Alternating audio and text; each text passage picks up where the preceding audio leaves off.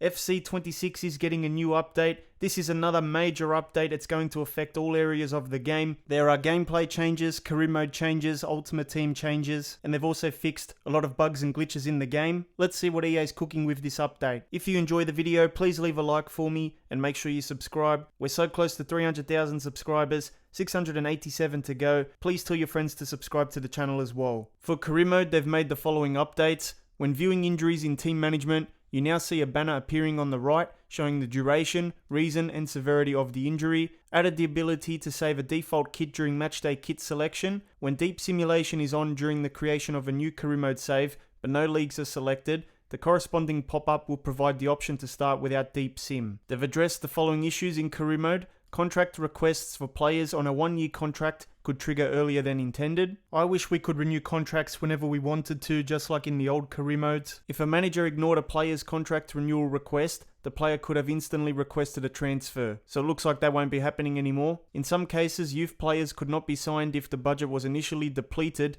and then later replenished. Fixed an issue where board expectations could display for multiple competitions, despite the club only being able to compete in one of them at a time. Clean sheet stats could incorrectly show for outfield players in the player stats screen. An incorrect error message could appear when loading a career mode save file. If searching for a player from another club, an incorrect club could have been listed on the search results. Corrected an issue where created player facial features could have been unintentionally exaggerated. Some button callouts were not easily visible when HDR was enabled. Players with few appearances could have appeared in top average rating lists. Resolved a bug where points deductions in live start points could have incorrectly doubled. Something similar to this happened to me. If you remember the video I did the other day about points deductions in career mode, I set a scenario up where I used points deduction and live start points, and the points that I had on the table to begin with were completely wrong. It made using points deductions with live start points completely unusable. Hopefully it's been fixed properly now. The player widget could sometimes disappear in player career. The number of players on international duty didn't always display correctly. Addressed a case of a specific flow that caused the transaction screen to become non-functional. Addressed instances of social media stories showing the wrong information. We've seen that many times.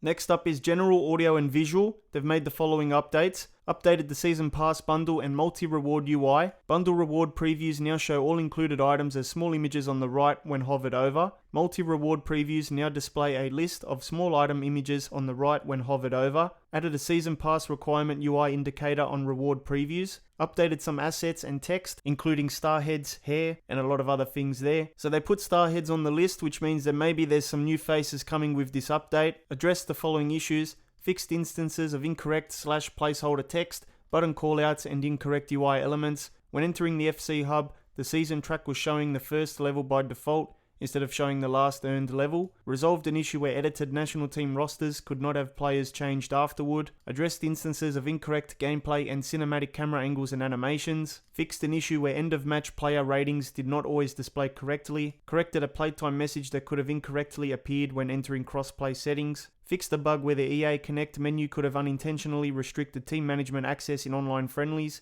Addressed various stability issues. The mid-match visual settings screen did not always show all available options. Let's talk about gameplay next. They've made the following changes. For attacking, they've further reduced the accuracy of acrobatic shots taken straight after a flick. Slightly increased the frequency of AI teammate attacking runs into the box. Fixed an issue where strikers were sometimes not supporting counter-attacks after making a pass. Wingers could have sometimes dropped back during attacks instead of moving into open space. Improved through passing and crossing to better align with your aim input. For defending, they've slightly reduced how tightly AI defenders mark pass receivers on the edge of their box. Improved defensive man marking during short corners. For goalkeeping, they've fixed an issue where goalkeepers were sometimes punching on crosses when it would have been more beneficial to catch the ball. Improved goalkeeper logic when deciding if they should dive at the ball when a dribbler is nearby. Improved instances of goalkeepers overcommitting to one side when attempting to save first-time far post shots. Remapping controls no longer affect be a goalkeeper default inputs. Known issue.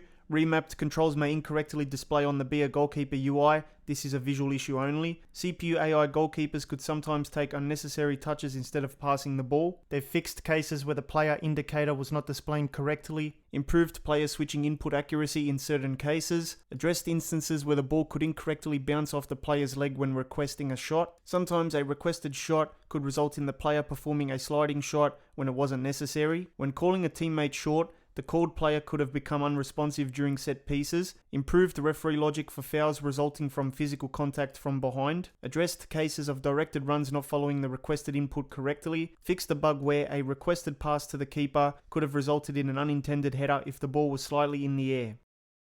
Competitive gameplay only, removed instances of players becoming unresponsive during an animation where they looked like they were out of breath. In rare cases, a deflected ball could pass through the goalkeeper's chest. Fixed a visual issue where the teammate contain indicator could display on user-controlled players in clubs matches. Addressed situations where player switching was not working as intended during airball situations. Addressed instances of user-controlled players not moving towards the ball after a deflection. Fixed rare situations where the ball carrier would not perform a requested shot. Addressed cases of pass receivers moving in an unintended direction before the pass is made. Shield requests could have resulted in shielding taking place too far from the opponent. Corrected instances of animations playing out incorrectly. For Ultimate Team, they've made the following updates. Added the ability to view available evolutions for a selected player item. After opening the actions menu on a player item you want to upgrade, you can view a filtered evolution menu showing the specific evolutions your player item is eligible for. This feature will be activated through a server release shortly after the update. They've addressed the following issues in Ultimate Team. Fixed an issue where using Claim All on a favorited objective group could cause the group to be removed from favorites. Adjusted pack opening walkout logic to reduce cases of lower rated player items walking out when higher rated ones were available. A visual issue could occur when entering rivals, showing rewards for a previously earned bounty. Addressed cases of overlapping text and UI elements in the evolutions and objectives menus. The squad battles leaderboard wrongly displayed the top 200 UI indicator for all ranks. In rush matches, the connection monitoring ping UI indicator could incorrectly show 0 milliseconds. In certain situations, the FC hub could overlap with the UT menus. Fixed an issue where, in offline Ultimate Draft, the home kit for CPU teams was using placeholder kits. After a moment had been completed,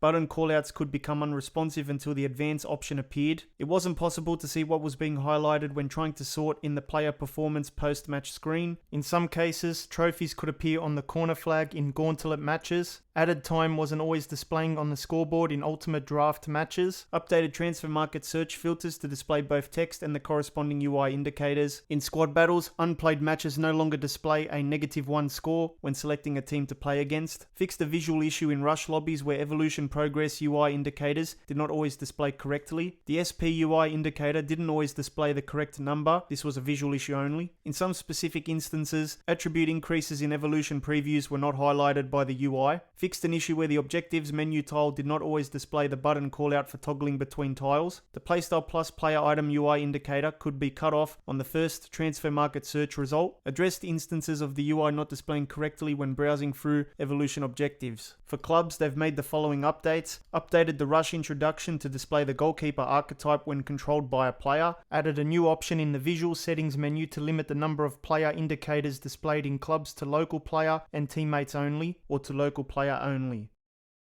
Thank you to my channel members Chris, Callum, Wing and Hugo. If you want your name featured here, check out the link in the description. Make sure you leave a like for me and subscribe as well.